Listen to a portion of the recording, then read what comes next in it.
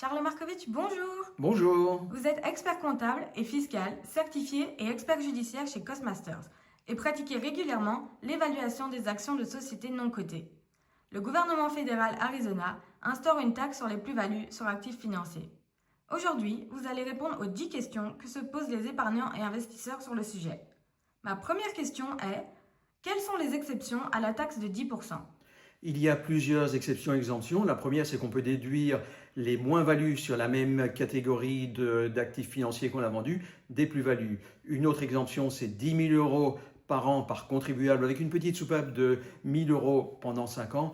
Et troisième exemption, c'est les grandes participations de minimum 20% d'une société qui auront une exemption d'1 million d'euros. Comment la taxe est-elle calculée?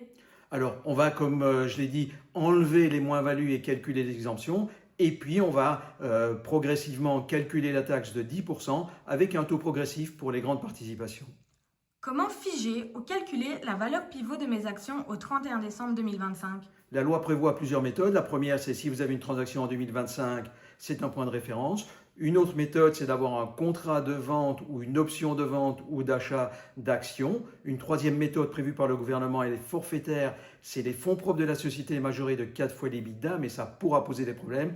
Et la quatrième méthode, c'est d'avoir un rapport motivé d'un expert comptable certifié ou d'un réviseur d'entreprise indépendant qui évaluera la société à fin 2025.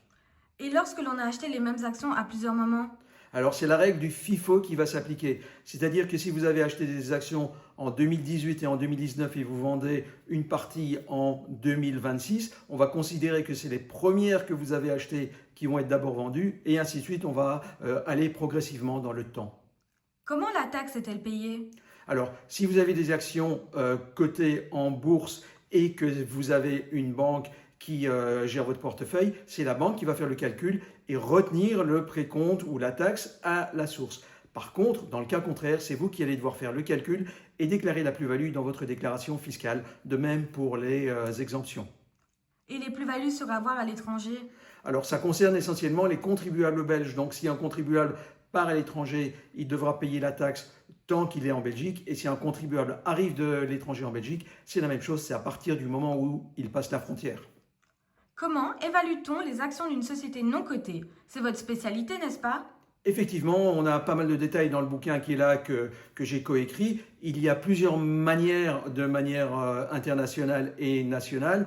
Nous les appliquons, mais surtout ce que nous faisons, c'est que nous adaptons l'évaluation au contexte et aux circonstances particulières de chaque société, car on ne fait pas ça pour toutes les sociétés de la même manière. Est-il utile de faire une donation de mes parts pour éviter la taxation sur les plus-values? Non, ce n'est pas utile parce que la donation n'est pas une transaction à titre onéreux. Donc la plus-value n'est pas générée et donc il n'y a pas de taxation. Alors, une holding, est-ce la solution? Non, je ne pense pas parce qu'en cédant les actions à votre holding, vous risquez d'être sujet à la taxe des plus-values internes de 30%. Et en plus, quand votre patrimoine sera dans la holding, pour l'en sortir, ce sera probablement assez compliqué. Lorsque l'on a démembré les actions entre usufruit et nue propriété, qui doit payer la taxe sur les plus-values?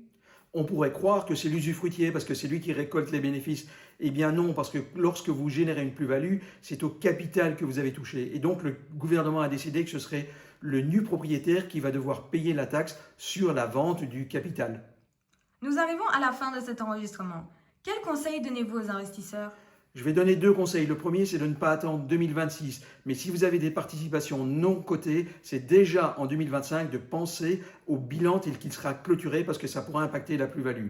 Ensuite, le deuxième conseil, c'est à la date du 31 décembre 2025, mais donc en 26, c'est d'avoir une évaluation de vos participations non cotées qui soit bien motivée parce que c'est cela qui sera un rapport opposable à l'administration fiscale. Charles Markovitch, merci. Merci à vous.